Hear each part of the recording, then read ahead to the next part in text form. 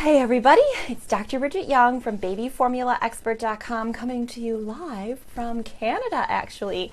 My husband's sweet grandmother passed away a few days ago, so we are up here celebrating her life and for her memorial tomorrow. So he actually has a family cottage, which you can see behind us. It's very cottage-esque, and we're just so lucky to be here.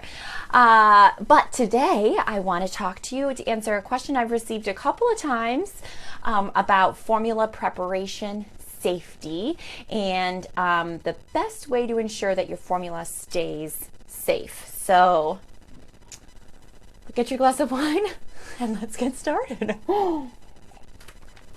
Okay. So you've probably heard a couple of different formula preparation recommendations. I'm going to go through them and then give you my sort of best practices for keeping your formula safe.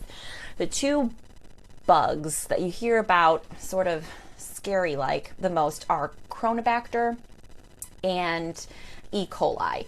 These are very rare that a newborn will contract these illnesses, and it's usually one of those really scary things that you hear about in the news, like formula pulled from the shelf, recall, baby sick from Chronobacter. Like I said, these are extremely rare that a baby will catch one of these illnesses. However, if they do, especially if it's a newborn, like anything else with a newborn, the infection can be extremely dangerous. So we have recommendations to prevent this from happening, even though it's extremely rare. So I don't want this to be a scary happy hour, but I do hear this question a lot. So I want to give you all the knowledge you need so you can be prepared. So let me put down my wine so we can really get down to business. Let's talk about how your baby could contract one of these infections. So these are bacteria that could get into your baby's body basically three separate ways. So there's three different ways that this contamination could happen. One, and the most likely, is from the environment. So this would be unclean bottles, someone who did not wash their hands appropriately or had one of these bacteria on them and then made the formula, so it got contaminated from the environment somehow.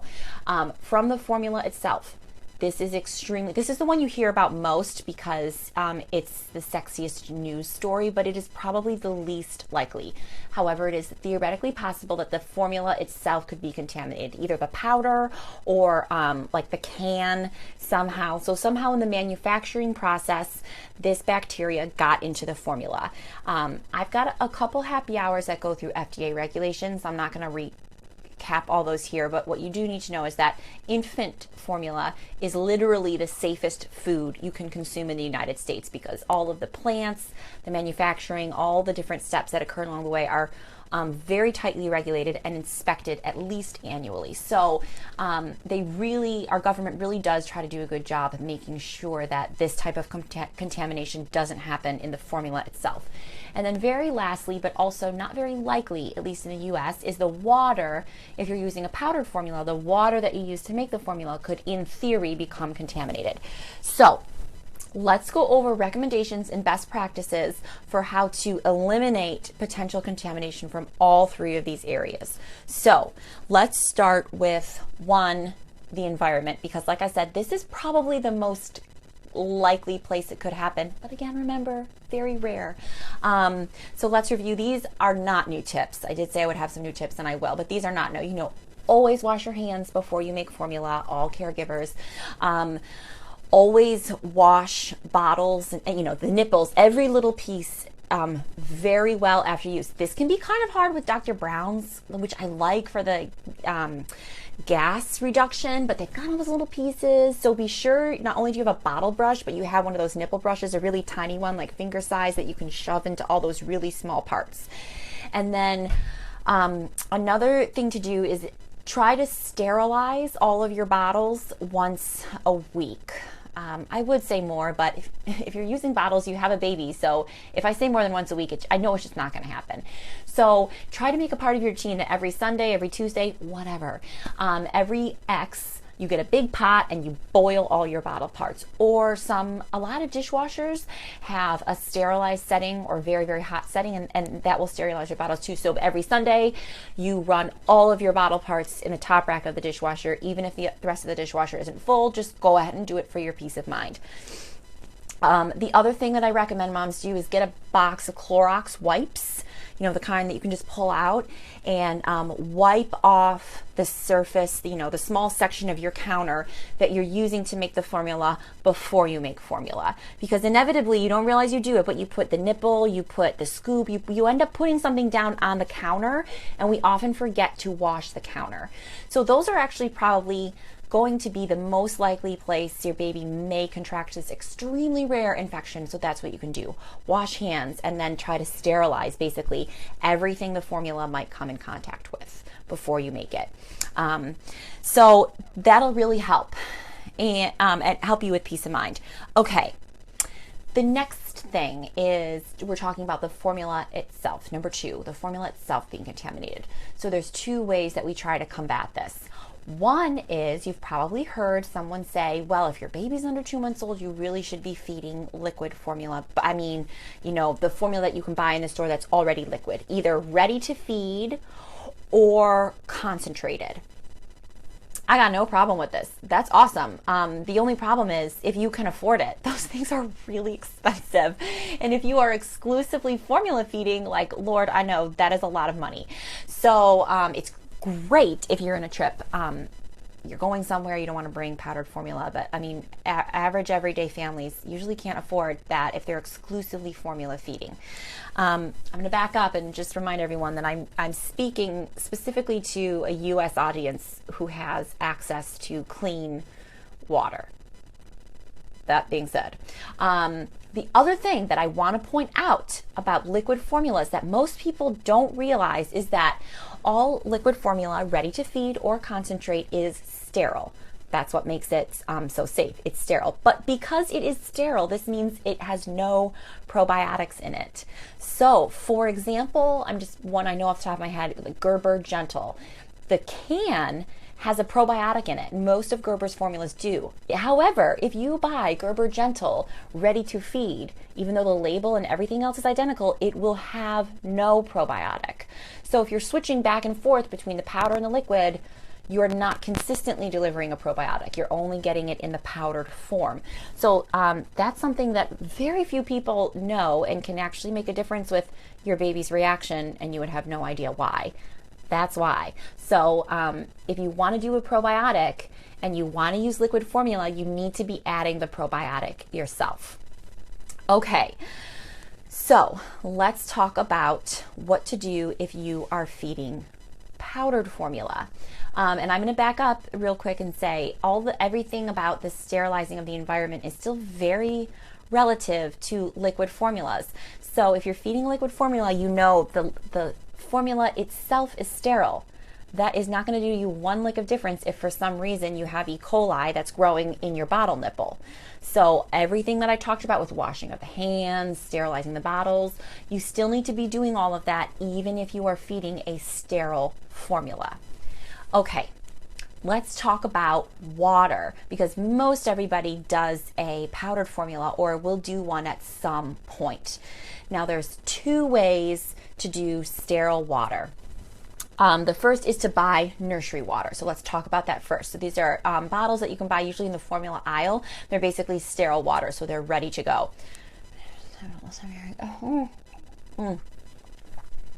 This is a Cabernet that is particularly lovely. So nursery water, also real expensive. So kind of my opinion is if you're going to buy the nursery water, like, oh God, just fork over the money for the liquid formula and you have like one less thing to cart home with you. The other reason that nursery water doesn't really ring my bell is yes, it is sterile until you open the top.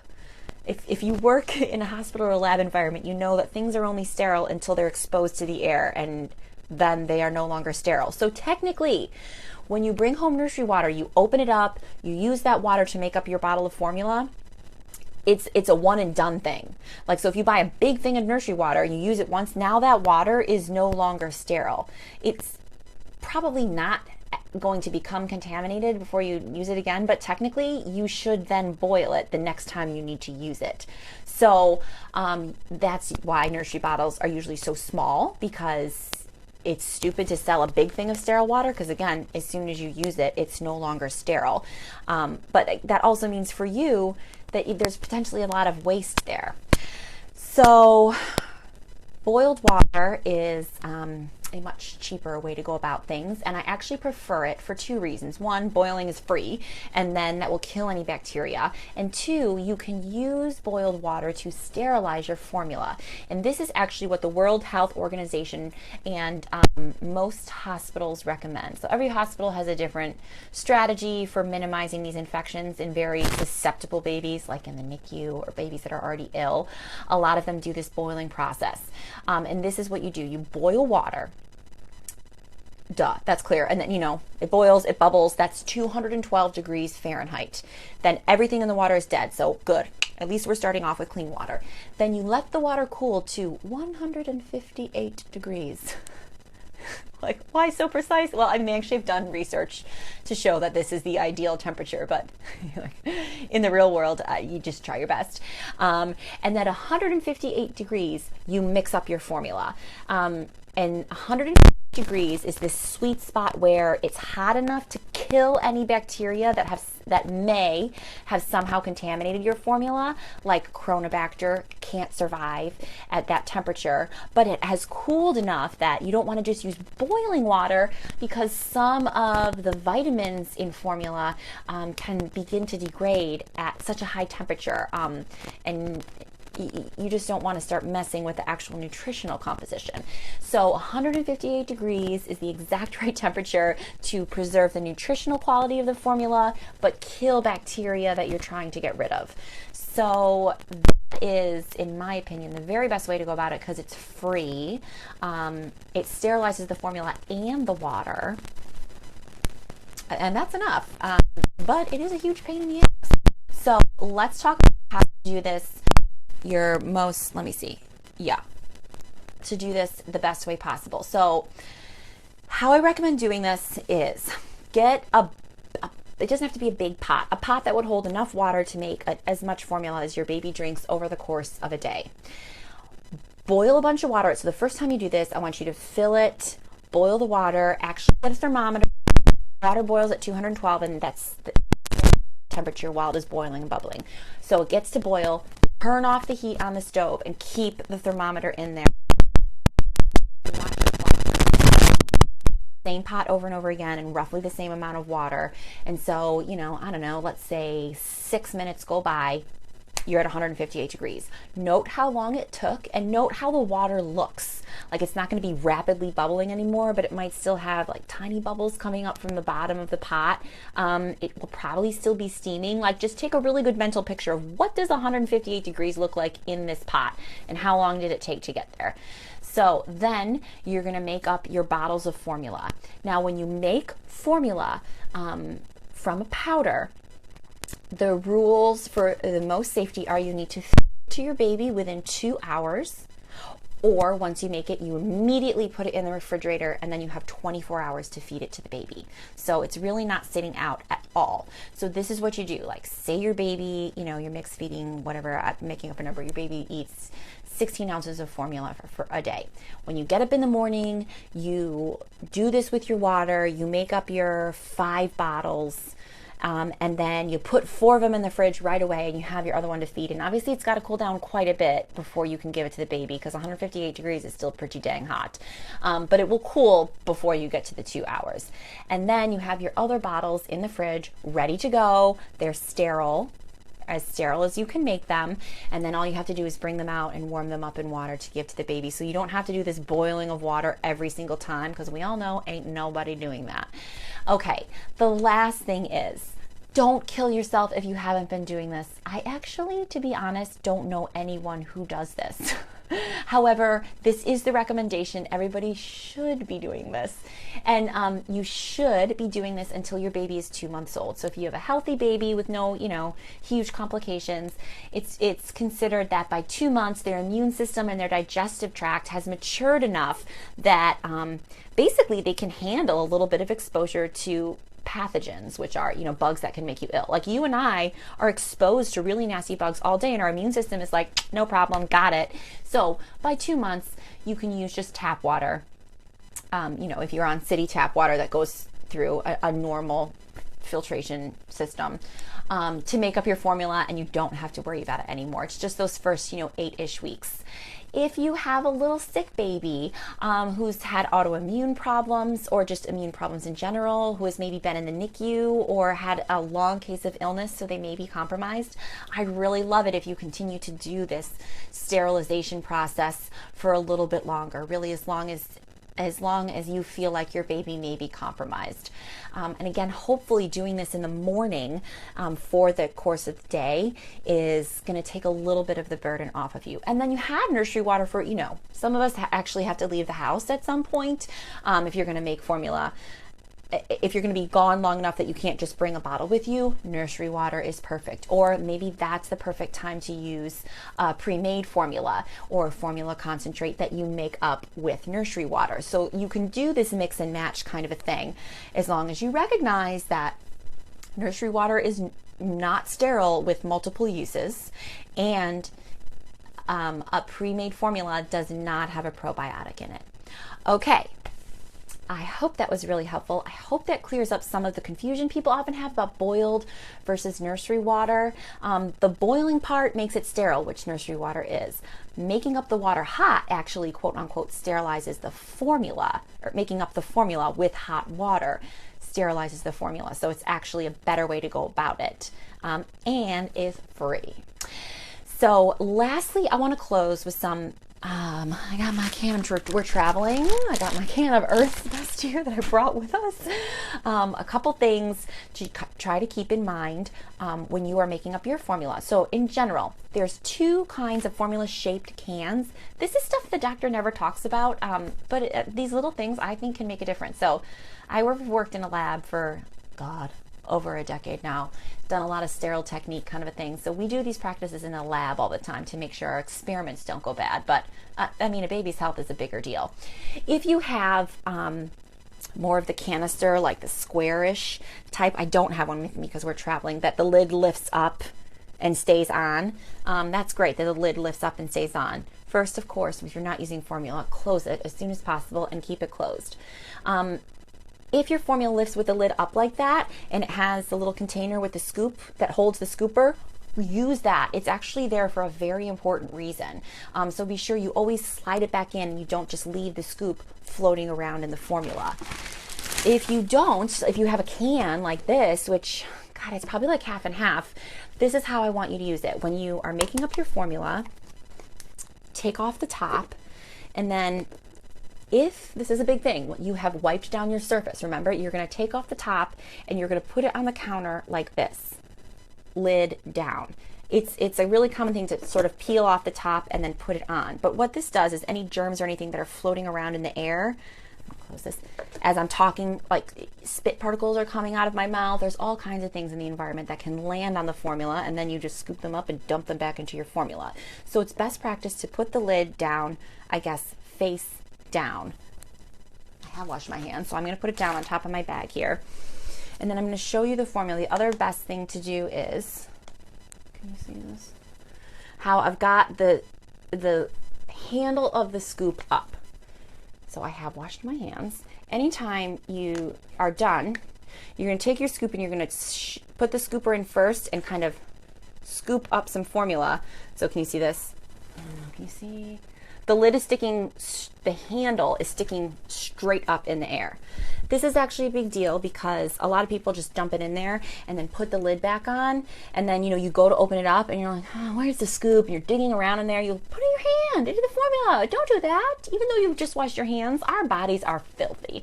So if you do this, the scoop is, I think, is this light? Oh, there's can't see from the glare. I really hope you can see this, that the handle is sticking straight up because the formula scooper is full of formula. And this way, see, look, I don't even have to get anywhere near the formula. I pick it up and then you actually got your scoop already ready to go. So that's something that actually can make a really big difference if you don't have a scoop holder. I have had people who like the scoop holder so much that they switch, like, oh, I switched to Earth's Best, but I just dumped it into my Gerber container. So, okay, don't do that either, because these scoops are made specifically for this formula. So sometimes it's like this scoop holds 56 grams, I'm making up that number, but another scoop might hold 54 grams. So the scoop is actually very individual to the formula. So be sure you're using the scoop that came with your formula, and shove the scooper down in there so that the handle sticks straight up so you can just grab it without having to dig around in there. If you do, get if it's totally lost, get a clean piece of silverware out and scoop it out so that, scoop out so you can grab the handle. Don't stick your hand into the formula. And then when you're done, replace till you got my top, going back on, it's not full of any bacteria, and be sure it's sealed. So those are really little kind of silly tricks, but they really will make a lot of difference. And if anything, like I said, it is so rare that your baby could contract these, but probably the best thing these are going to do, it's going to give you peace of mind that you are doing everything to keep your baby safe. And it's so hard being a new parent, and there's so many things you read on the internet can scare the living bejesus out of you. So this way you know that you have really done everything to keep your baby safe. So for people just joining, hello, I'm wrapping up. You can go back and watch this or share this with anybody who has a newborn being under 2 months, which is when we want to sterilize the formula.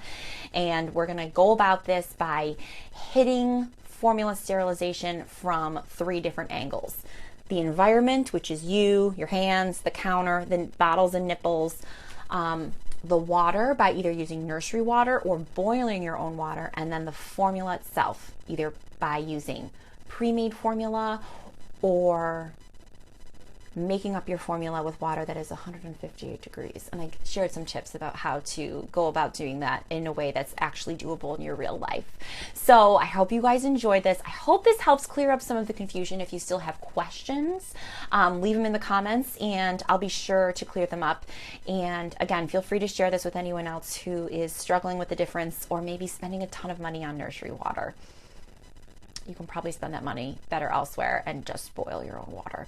Okay, everybody have a wonderful week, and I will see you next Friday. Bye.